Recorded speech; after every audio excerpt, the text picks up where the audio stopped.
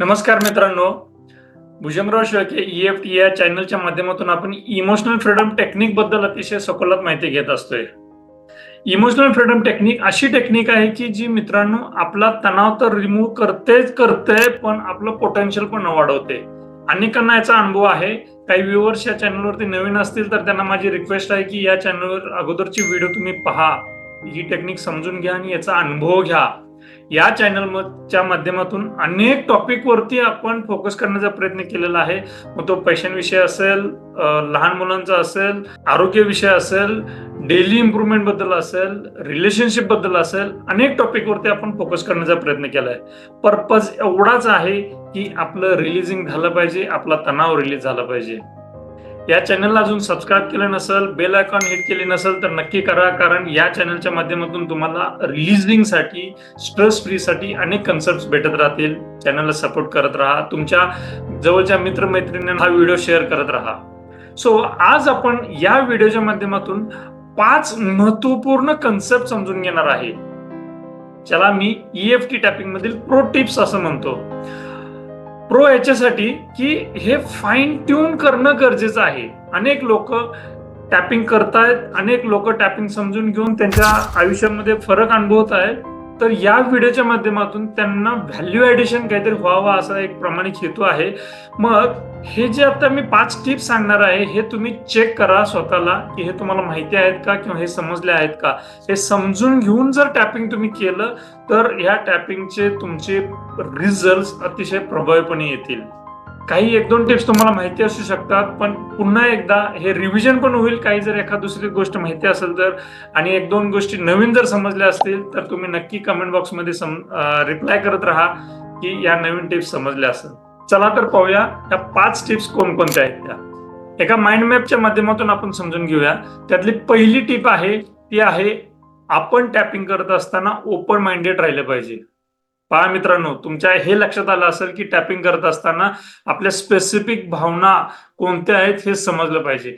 आणि ह्या भावना आयडेंटिफाय करणं ही जरा जिकिरीचं काम आहे, म्हणजे थोडंसं कठीण काम आहे.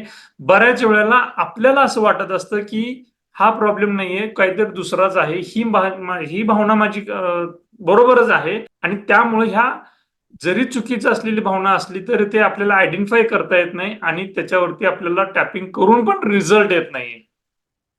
मग अनेकांचं असं होतं की मी किती टॅपिंग केलं, काय केलं तर फरक पडत नाही. मग जो सुरुवातीचा जो एक उत्साह असतो टॅपिंग करत असताना तो कुठेतरी नंतर नंतर उत्साह मावळतो किंवा त्याच्याबद्दल तेवढं पॉझिटिव्हली आपण टॅपिंग करत नाही, त्यामुळे रिझल्ट येत नाही. सो हे सुरुवातीला समजून घेतलं पाहिजे की आपण ह्या फॅक्ट्स समजून घेण्यासाठी आपण ओपन माइंडेड राहिलं पाहिजे. काही गोष्टींमध्ये आपलं चुकीचं आहे, बरोबर आहे, नाही आहे हे समजून घेण्यासाठी कोणत्याही निष्कर्षापर्यंत तुम्ही पोहोचलं नाही पाहिजे. हे करणं थोडंसं कठीण काम आहे. म्हणून याला सपोर्टिव्ह असणं गरजेचं आहे, म्हणजे तुमचं अंडरस्टँडिंग वाढवणं गरजेचं आहे. मग ती समस्या कोणतीही असो, तुमची शारीरिक समस्या असो, मानसिक समस्या असो, आर्थिक समस्या असो, तुमचं अंडरस्टँडिंग हे वाढलं पाहिजे, तरच त्याच्या मुळाशी जाता येईल आणि ती नेमकी चुकीची कोणती भावना आहे ते आपल्याला पकडता येईल. हे अजून खोलात जाण्यासाठी, हे फॅक्ट्स अंडरस्टँडिंग करण्यासाठी, ओपन माइंडेड राहण्यासाठी परत मी इथं ना 3 गोष्टी महत्वाच्या इथं शेअर करतो. ह्या 3 टिप्स समजल्या तर एक अंडरस्टँडिंग वाढायला तुमची मदत होईल. त्यापैकी पहिलं आहे की वाचन करणं अत्यंत गरजेचं आहे.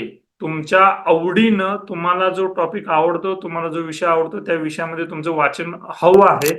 जर तुम्ही सातत्यानं वाचन करत असाल तर त्याचा इम्पॅक्ट आपल्या जाणीवेच्या, नेणिवेच्या पातळीवरती होत असतोय. कुठंतरी आपलं अंडरस्टँडिंग, आपली समज वाढायला ती मदत होत असते.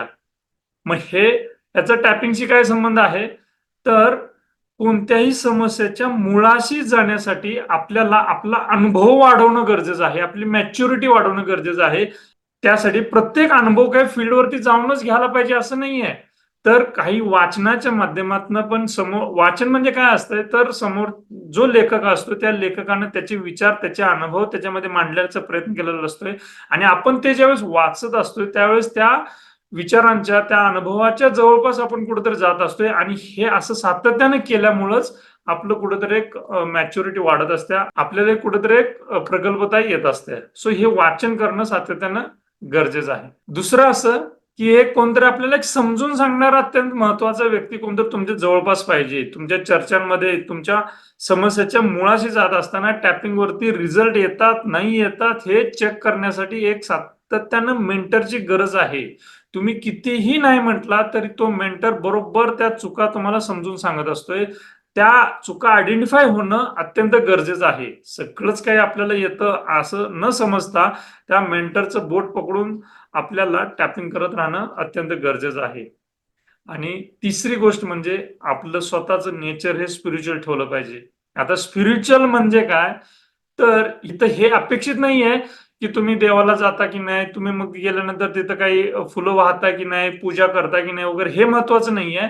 तर तुम्ही तुमची विचारसरणी ही कालच्या पेक्षा आज चांगली कशी होईल ह्यासाठी तुम्ही प्रयत्न करताय की नाही, हे स्पिरिच्युअलिटी असं मला वाटतं.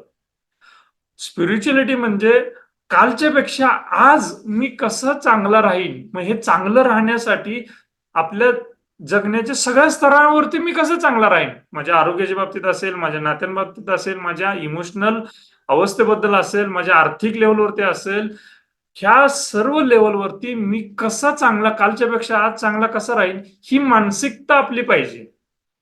सो ह्या जर गोष्टी असतील तर कुठेतरी त्या समस्येच्या मुळाशी पेन पॉइंटशी जायला आपल्याला मदत होते आणि त्यावेळेस जर आपण टॅपिंग केलं तर खूप चांगले रिझल्ट येतील. आता पुढचा पॉइंट आपण आणूया की अलाइनमेंट. अलाइनमेंट म्हणजे काय, तर एकदा लक्षात आलं आपल्याला की ही आपली समस्या आहे, ह्या आपले इमोशन्स आहेत, हे आपल्याला रिलीज करायचे आहेत.